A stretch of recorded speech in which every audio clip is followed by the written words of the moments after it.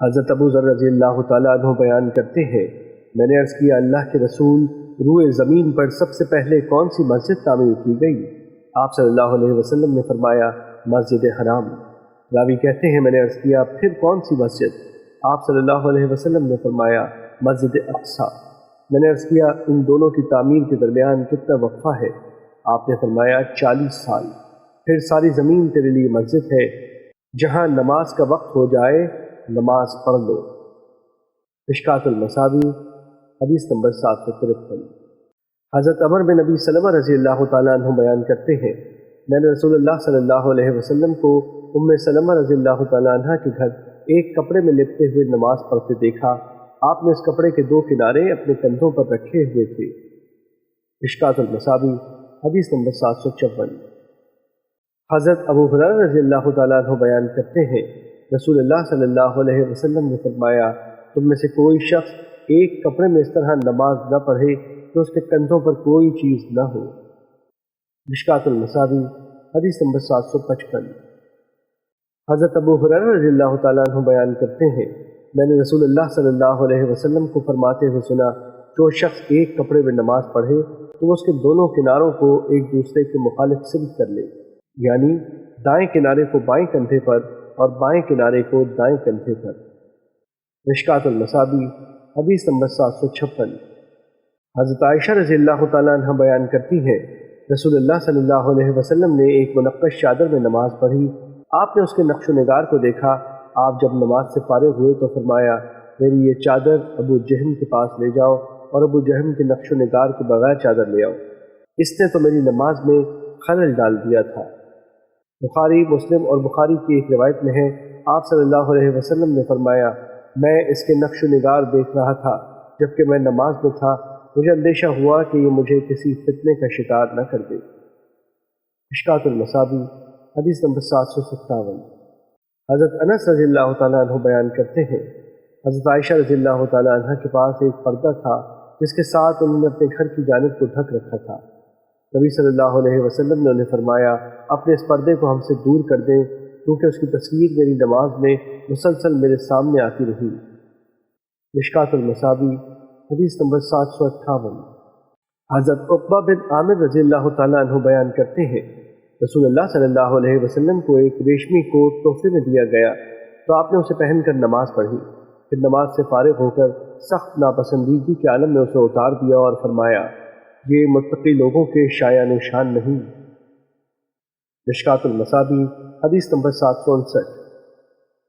حضرت سلمہ بن اکوع رضی اللہ تعالیٰ عنہ بیان کرتے ہیں، میں نے عرض کیا اللہ کے رسول میں شکاری آدمی ہوں، کیا میں ایک قمیص میں نماز پڑھ لیا کروں؟ آپ صلی اللہ علیہ وسلم نے فرمایا ہاں بٹن بند کر کے، خواہ کانٹوں کو ہی بطور بٹن استعمال کر لو۔ مشکوٰۃ المصابیح حدیث نمبر 760۔ حضرت ابو ہریرہ رضی اللہ تعالیٰ عنہ بیان کرتے ہیں، ایک آدمی اپنا تہبند لٹکائے نماز پڑھ رہا تھا تو رسول اللہ صلی اللہ علیہ وسلم نے اسے فرمایا جاؤ وضو کرو۔ وہ گیا اور وضو کر کے پھر حاضر ہوا تو کسی آدمی نے عرض کیا اللہ کے رسول آپ نے اسے وضو کرنے کا حکم کیوں دیا؟ آپ صلی اللہ علیہ وسلم نے فرمایا وہ اپنا تہبند لٹکائے ہوئے نماز پڑھ رہا تھا، جبکہ اللہ تعالیٰ تہبند لٹکا کر نماز پڑھنے والے شخص کی نماز قبول نہیں فرماتا۔ مشکوٰۃ المصابیح حدیث نمبر 761۔ حضرت عائشہ رضی اللہ تعالیٰ عنہ بیان کرتی ہے، رسول اللہ صلی اللہ علیہ وسلم نے فرمایا کسی بالغہ عورت کی ننگے سر نماز قبول نہیں ہوتی۔ مشکوٰۃ المصابیح حدیث نمبر 762۔ حضرت شداد بن اوس رضی اللہ تعالیٰ عنہ بیان کرتے ہیں، رسول اللہ صلی اللہ علیہ وسلم نے فرمایا یہودیوں کی مخالفت کرو کیونکہ وہ اپنے جوتوں اور موزوں میں نماز نہیں پڑھتے۔ مشکوٰۃ المصابیح حدیث نمبر 765۔ حضرت ابو سعید خدری رضی اللہ تعالیٰ عنہ بیان کرتے ہیں، اس دوران کہ رسول اللہ صلی اللہ علیہ وسلم اپنے صحابہ کو نماز پڑھا رہے تھے کہ آپ نے اچانک اپنے جوتے اتار کر اپنے بائیں طرف رکھ دیے۔ جب صحابہ نے یہ دیکھا تو انہوں نے بھی اپنے جوتے اتار دیے۔ جب رسول اللہ صلی اللہ علیہ وسلم پڑھ چکے تو فرمایا تمہیں کس چیز نے جوتے اتارنے پر آمادہ کیا؟ انہوں نے عرض کیا ہم نے آپ صلی اللہ علیہ وسلم کو جوتے اتارتے ہوئے دیکھا تو ہم نے بھی اتار دیے۔ آپ نے فرمایا جبرائیل میرے پاس تشریف لائے تو انہوں نے مجھے بتایا کہ ان میں نجاست ہے، تم میں سے کوئی مسجد میں آئے تو وہ دیکھے، اگر وہ اپنے جوتوں میں نجاست دیکھے تو وہ اسے صاف کرے، پھر ان میں نماز پڑھ لے۔ مشکوٰۃ المصابیح حدیث نمبر 786۔ حضرت ابو ہریرہ رضی اللہ تعالیٰ عنہ بیان کرتے ہیں، رسول اللہ صلی اللہ علیہ وسلم نے فرمایا، جب تم میں سے کوئی نماز پڑھے تو وہ اپنے جوتے اپنی دائیں طرف نہ رکھے نہ بائیں طرف، کیونکہ اس کی بائیں جانب کسی دوسرے شخص کی دائیں جانب ہوگی۔ ہاں اگر اس کی بائیں طرف کوئی نہ ہو تو پھر بائیں طرف رکھ لے، ورنہ انہیں اپنے پاؤں کے درمیان رکھے۔ مشکوٰۃ المصابیح حدیث نمبر 767۔ حضرت ابو سعید رضی اللہ تعالیٰ عنہ بیان کرتے ہیں، میں نبی صلی اللہ علیہ وسلم کی خدمت میں حاضر ہوا تو میں نے آپ کو چٹائی پر نماز پڑھتے اور اس پر سجدہ کرتے ہوئے دیکھا، اور انہوں نے بیان کیا کہ میں نے آپ کو ایک کپڑے میں اس طرح نماز پڑھتے ہوئے دیکھا کہ آپ نے اپنے جسم کو ایک کپڑے میں ڈھانپ رکھا ہے۔ مشکوٰۃ المصابیح حدیث نمبر 768۔ حضرت عمر بن شعیب رحمۃ اللہ علیہ اپنے والد سے اور وہ اپنے دادا سے روایت کرتے ہیں، انہوں نے کہا، میں نے رسول اللہ صلی اللہ علیہ وسلم کو کبھی ننگے پاؤں اور کبھی جوتوں میں نماز پڑھتے ہوئے دیکھا۔ مشکوٰۃ المصابیح حدیث نمبر 769۔ حضرت محمد بن منکدر رحمۃ اللہ علیہ بیان کرتے ہیں، حضرت جابر رضی اللہ تعالیٰ عنہ نے ایک تہبند میں اس طرح نماز پڑھی کہ انہوں نے اسے گردن کی طرف باندھا ہوا تھا، جبکہ ان کے کپڑے مشجب یعنی گھڑونچی پر رکھے ہوئے تھے۔ کسی نے ان سے کہا، آپ ایک کپڑے میں نماز پڑھ رہے ہیں؟ انہوں نے فرمایا، میں نے یہ محض اس لیے کیا ہے تاکہ آپ جیسا احمق شخص مجھے دیکھ لے۔ رسول اللہ صلی اللہ علیہ وسلم کے دور میں ہم میں سے کون شخص تھا جس کے پاس 2 کپڑے ہوتے تھے؟ مشکوٰۃ المصابیح حدیث نمبر 770۔ حضرت ابی بن کعب رضی اللہ تعالیٰ عنہ بیان کرتے ہیں، ایک کپڑے میں نماز پڑھنا سنت ہے، ہم رسول اللہ صلی اللہ علیہ وسلم کی موجودگی میں ایسے کیا کرتے تھے اور ہمیں منع نہیں کیا جاتا تھا۔ حضرت ابن مسعود رضی اللہ تعالیٰ عنہ نے فرمایا، یہ تب تھا جب کپڑوں کی قلت تھی، پس جب اللہ فراخی عطا فرما دے تو پھر 2 کپڑوں میں نماز پڑھنا بہتر و افضل ہے۔ مشکوٰۃ المصابیح 771۔ حضرت ابن عمر رضی اللہ تعالیٰ عنہ بیان کرتے ہیں، نبی صلی اللہ علیہ وسلم صبح کے وقت عیدگاہ کی طرف جاتے تو ایک چھوٹا نیزہ آپ کے آگے آگے اٹھا کر لے جایا جاتا اور اسے عیدگاہ میں آپ کے سامنے گاڑ دیا جاتا، پھر آپ اس کی طرف رخ کر کے نماز پڑھتے۔ مشکوٰۃ المصابیح حدیث نمبر 772۔ حضرت ابو جحیفہ رضی اللہ تعالیٰ عنہ بیان کرتے ہیں، میں نے رسول اللہ صلی اللہ علیہ وسلم کو مکے میں دیکھا جبکہ آپ وادی بطحہ میں چمڑے کے ایک سرخ خیمے میں تھے، اور میں نے حضرت بلال رضی اللہ تعالیٰ عنہ کو دیکھا کہ وہ رسول اللہ صلی اللہ علیہ وسلم کے وضو کا پانی لیے کھڑے ہیں، اور میں نے لوگوں کو دیکھا کہ وہ وضو کے اس پانی کو حاصل کرنے کے لیے ایک دوسرے پر سبقت لے جانے کی کوشش کر رہے ہیں، چنانچہ جسے تو اس میں سے کچھ مل جاتا اسے اپنے جسم پر مل لیتا ہے، اور جسے اس میں سے کچھ نہ ملتا تو اپنے ساتھی کے ہاتھ کی نمی حاصل کر لیتا۔ پھر میں نے حضرت بلال رضی اللہ تعالیٰ عنہ کو دیکھا کہ انہوں نے چھوٹا نیزہ لے کر گاڑ دیا۔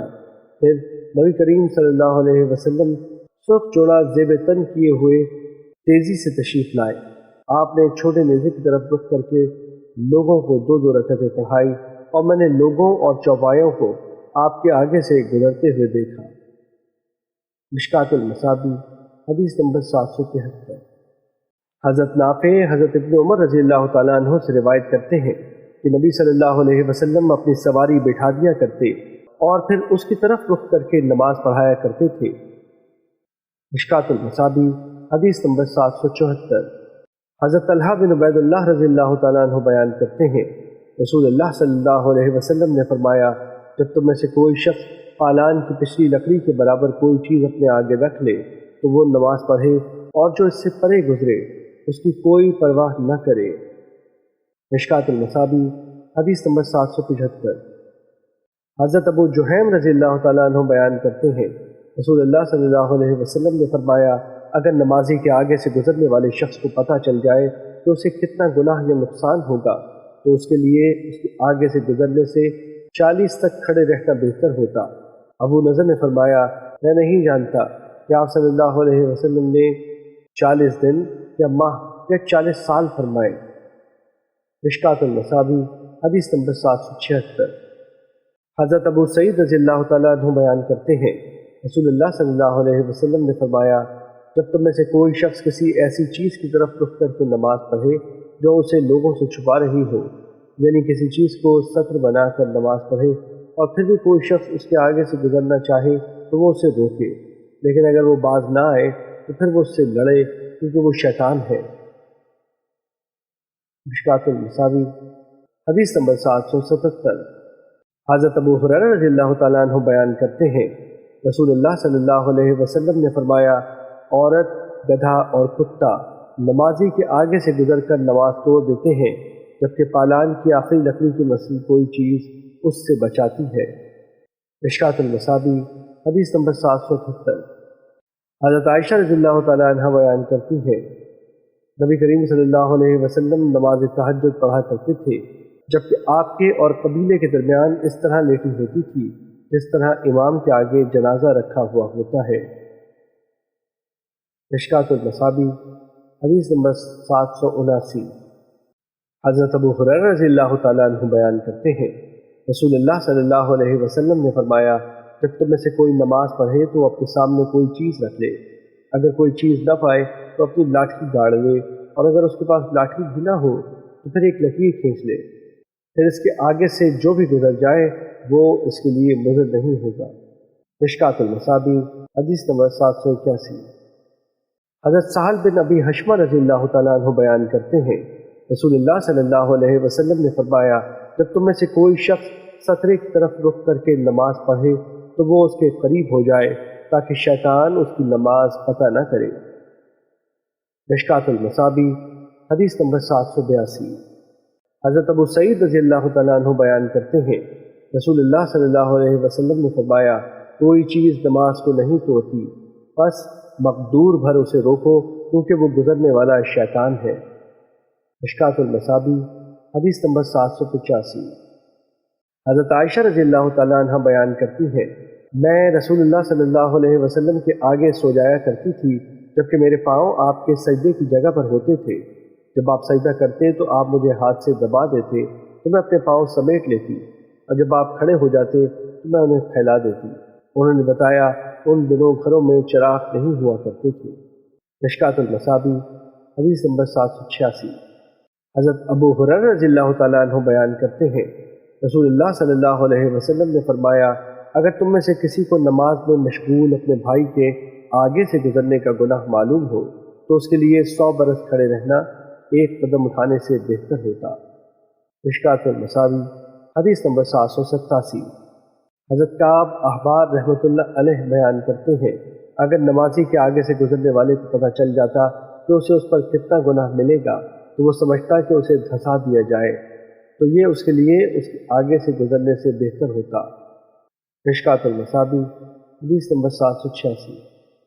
حضرت ابو ہریرہ رضی اللہ تعالیٰ عنہ سے روایت ہے کہ ایک آدمی مسجد میں آیا جبکہ رسول اللہ صلی اللہ علیہ وسلم مسجد کے ایک جانب تشریف فرما تھے، بس اس نے نماز پڑھی، پھر رسول اللہ صلی اللہ علیہ وسلم کی خدمت میں حاضر ہو کر سلام عرض کیا۔ رسول اللہ صلی اللہ علیہ وسلم نے اسے سلام کا جواب دے کر فرمایا، واپس جا کر نماز پڑھو کیونکہ تم نے نماز نہیں پڑھی۔ پس وہ گیا اور نماز دہرائی تو آپ صلی اللہ علیہ وسلم نے سلام کا جواب دے کر فرمایا، واپس جا کر نماز پڑھو کیونکہ تم نے نماز نہیں پڑھی۔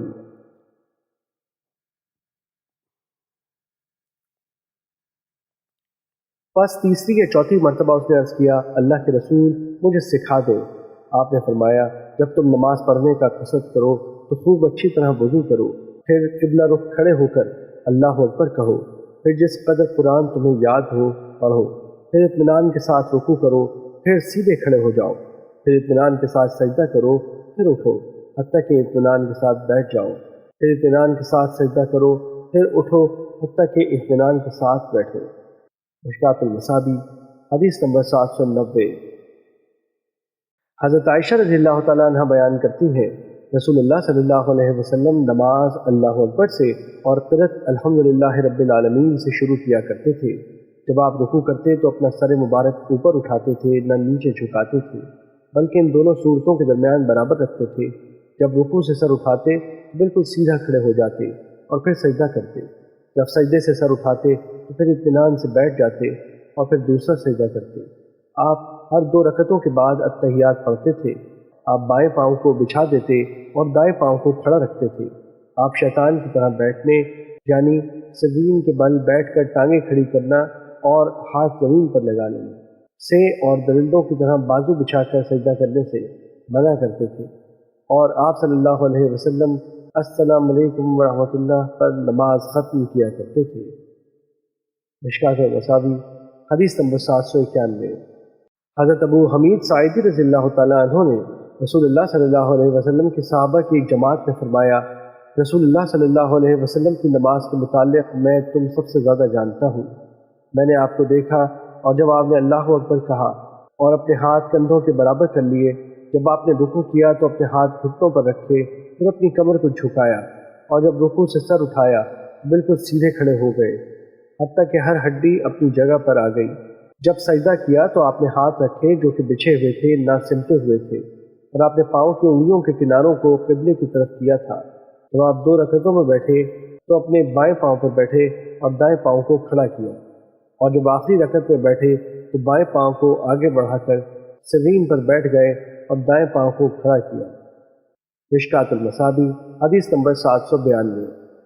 حضرت ابن عمر رضی اللہ تعالیٰ عنہ سے روایت ہے کہ رسول اللہ صلی اللہ علیہ وسلم جب نماز شروع کرتے رکوع کے لیے اللہ اکبر کہتے، اور جب رکوع سے سر اٹھاتے تو رفع یدین کیا کرتے تھے، اور آپ صلی اللہ علیہ وسلم رکوع سے اٹھتے وقت فرماتے، اللہ نے سن لی جس نے اس کی حمد بیان کی، ہمارے رب تمام حمد و ستائش تیرے ہی لیے ہے، اور آپ سجدوں کے مابین رفع یدین نہیں کیا کرتے تھے۔